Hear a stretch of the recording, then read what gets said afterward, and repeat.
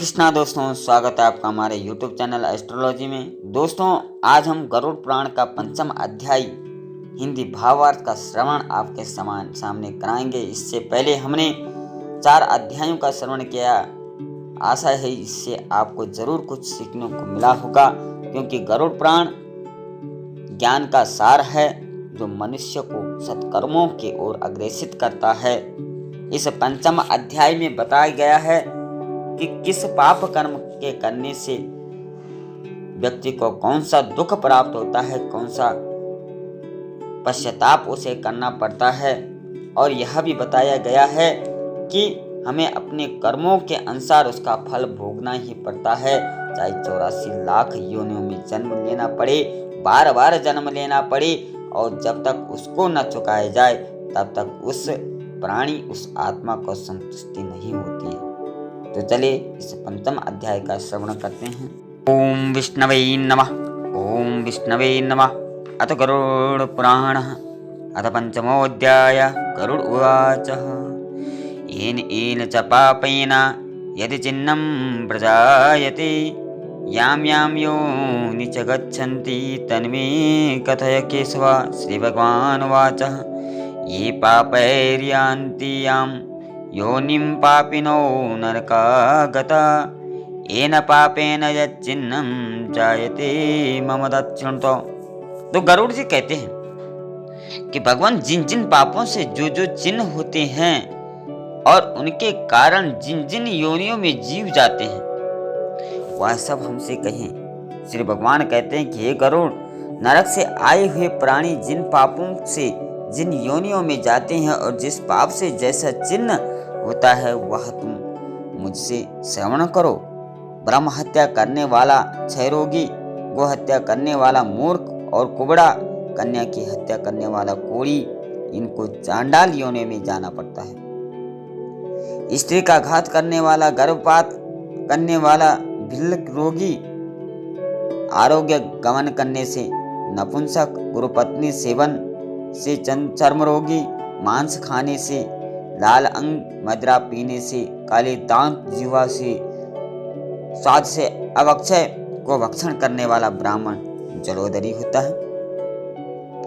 दूसरे को न देखकर स्वयं मिष्ठान खाने वाला, कंठमाला, श्राद्ध दिन में अशुद्ध दान देने वाला, श्वेत कुष्ठी, अभिमान से गुरु का अपमान करने वाला को मिर्गी, देश वेद शास्त्र की निंदा करने वाला पांडुरोगी, झूठी साक्षी देने वाला गूंगा, पंक्ति भेद करने वाला काना, विवाह में विघ्न करने वाला का होठ कटा होता है, परंतु पुस्तक की चोरी करने वाला जन्मांध, गौ तथा ब्राह्मण को लात मारने वाला लंगड़ा तथा पंगु, मिथ्या बोलने वाला हकला, मिथ्या बात सुनने वाला बधिर होता है, जहर देने वाला मूर्ख पागल होता है, अग्नि लगाने वाला कलवाटी होता है, मांस बेचने वाला दुर्भाग्यशाली होता है, मांस खाने वाला रोगी होता है, रत्नों की चोरी करने वाला हीन जाति में उत्पन्न होता है, स्वर्ण की चोरी करने वाले के नाखून अच्छे नहीं होते हैं, धातु मात्र को हरने वाला निर्धन होता है, अन्न की चोरी करने वाला मूषक, धान्य की चोरी करने वाला सलभ, जल की चोरी करने वाला चातक, विष की चोरी करने वाला बिच्छू होता है, शाक पत्र चोरी करने वाला मोर, सुगंध वस्तु को चोरी करने वाला छछूंदर,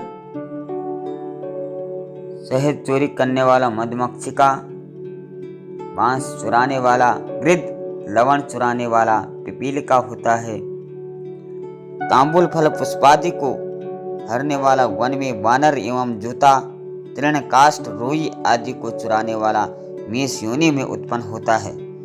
जो हिंसा कर्म से जीविका चलाते हैं तथा रास्ते में प्राणियों के धनादि को लूट लेते हैं, जीव हिंसा शिकार खेलते हैं, ये सब कसाईयों के घर में बकरा होते हैं।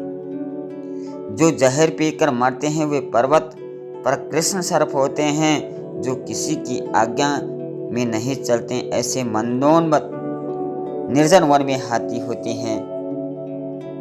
ब्राह्मण होकर भी वैश्य देव को नहीं करते। शूद्रादि राजादि सबके घर का अन्न भक्षण करते हैं और अन्न की परीक्षा न कर अन्न खाते हैं। वे ब्राह्मण निर्जन वन में व्याघ्र होते हैं। जो ब्राह्मण गायत्री जप नहीं करते, संध्योपान नहीं करते, जो भीतर से दुष्ट है बाहर से साधु मालूम होते हैं, वे ब्राह्मण अन्य जन्म में बगला होते हैं। अयाज्य का दक्षिणा के लोभ से यज्ञादि कराने वाला ब्राह्मण ग्राम सूकर होते हैं और बहुत मनुष्यों का यजन करने वाला गधे की योनि में जन्म लेते हैं। निमंत्रण दिए बिना भोजन करने वाले कवि होते हैं। जो सुपात्र को विद्या दान नहीं देते, वे ब्राह्मण बैल होते हैं। गुरु की सेवा नहीं करने वाले दुष्ट पशु होते हैं।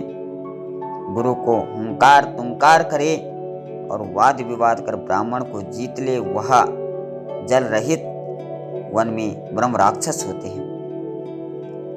जो पहले ब्राह्मण को वचन दे अंत में दान नहीं देते, वे सियार होते हैं। और सत्पुरुषों का सत्कार न करने वाला भेदकार होता है, अर्थात जिनके मुख से अग्नि निकले।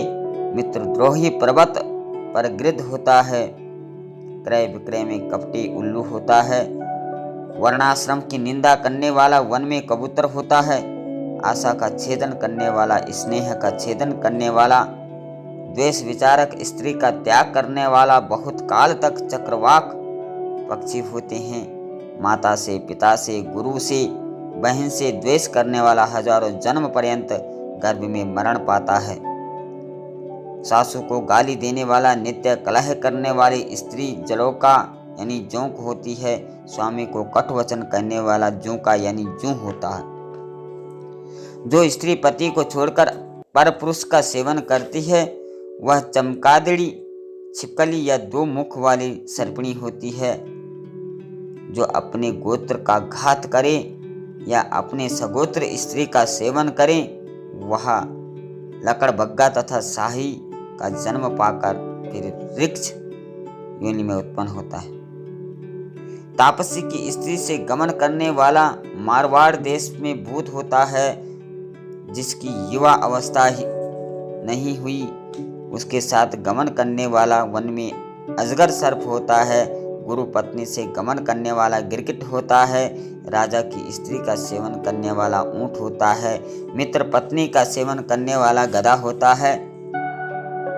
बुधा काम सेवी सुअर और शूद्रा सेवी बैल तथा महाकामी प्राय अगले जन्म में अश्व होता है। मृतक के अशौच में एकादशाह तक भोजन करने वाला कुत्ता होता है। देव द्रव्य भोक्ता देवलक ब्राह्मण को कुकुर मुर्गे की योनि प्राप्त होती है। धन के लिए देवता की पूजा करने वाला ब्राह्मण देवलक है। वह देव पितृ कार्यों में अयोग्य है। ऐसे पापों से उत्पन्न हुए भयानक नरक को प्राप्त कर्म क्षय होने के से मनुष्य लोक में उत्पन्न होते हैं। ब्रह्म हत्या करने वाले नरक में दुख भोगकर पुनः इस मनुष्य लोक में गधा, ऊंट, महिष आदि की योनियों में उत्पन्न होते हैं। मदिरापान करने वाला भेड़िया, कुत्ता, सियार आदि की योनि को प्राप्त होता है।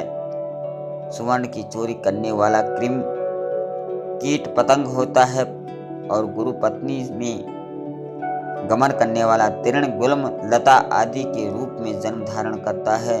परस्वी को चुराने वाला, किसी की धरोहर लेने वाला, ब्राह्मण का धन हरने वाला नरक दुख भोगने के पश्चात ब्रह्म राक्षस होता है। कपट से प्रेम रख ब्राह्मण के धन को भोगने का वाले का 7 कुल नाश होता है और बलात्कार या चोरी से ब्राह्मण के धन को भोगने वाला कुल का नाश चंद्रमा का और तारागण रहे तब तक होता है। लोहे के चूर्ण, पत्थर के चूर्ण तथा जहर आदि प्राणी पचा सकता है, किंतु ब्राह्मण के धन को मृत्युलोक में स्थित कौन पुरुष पचा सकता है। राजा ब्राह्मण के धन को हर उस धन से अपनी सेना तथा हाथी, घोड़ी आदि को रखे तो सब सेना युद्ध होते समय भाग जाती है।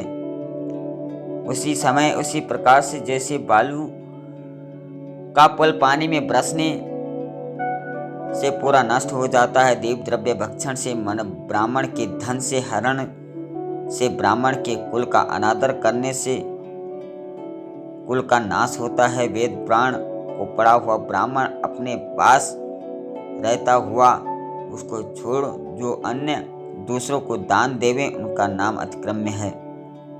अपने पास रहता हुआ वेद से रहित ब्राह्मण उसको छोड़ विद्वान ब्राह्मण को दान देने से अधिक दोष नहीं लगता है, क्योंकि जलती अग्नि को छोड़ भस्म में होम कौन करता है।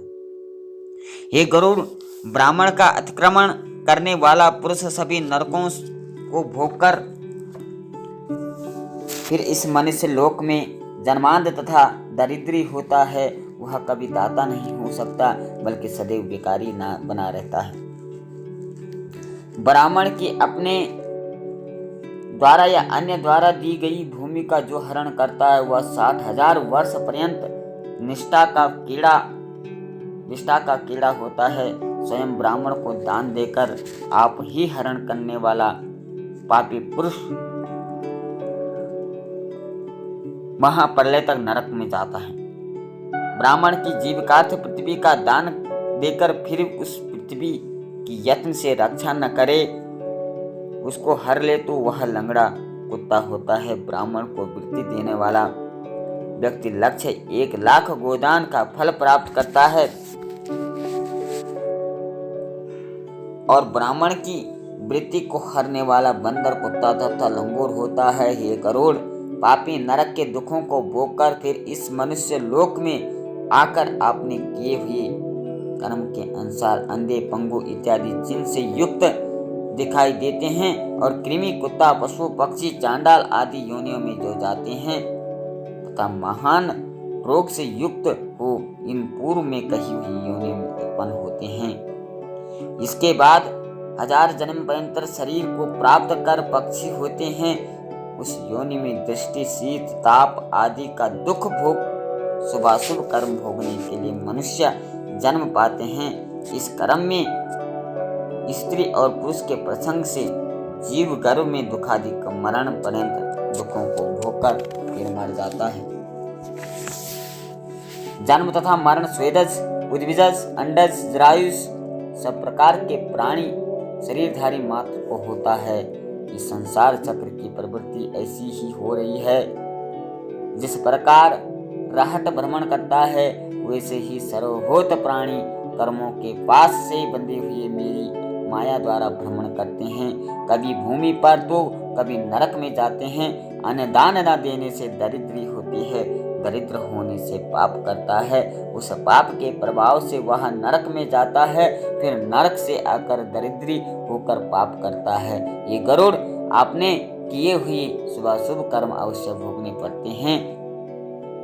अनेक कल्प व्यतीत हो जाते फिर भी बिना भोगे कर्मों का नाश नहीं होता।